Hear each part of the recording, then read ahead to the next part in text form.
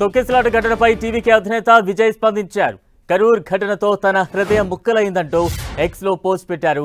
ఈ బాధ భరించలేనిది, వర్ణించలేనిదంటూ ఆవేదన వ్యక్తం చేశారు. మృతుల కుటుంబాలకు ప్రగాఢ సానుభూతి తెలిపిన విజయ్ గాయపడ్డ వారు త్వరగా కోలుకోవాలని ప్రార్థిస్తున్నట్టు తెలిపారు.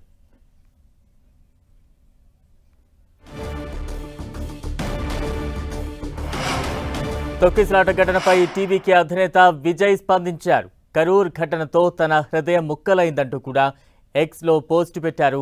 ఈ బాధ భరించలేనిది, వర్ణించలేనిదంటూ కూడా తీవ్ర ఆవేదన వ్యక్తం చేశారు విజయ్.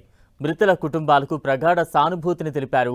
గాయపడ్డ వారు త్వరగా కోలుకోవాలని ప్రార్థిస్తున్నట్టుగా తెలిపారు విజయ్.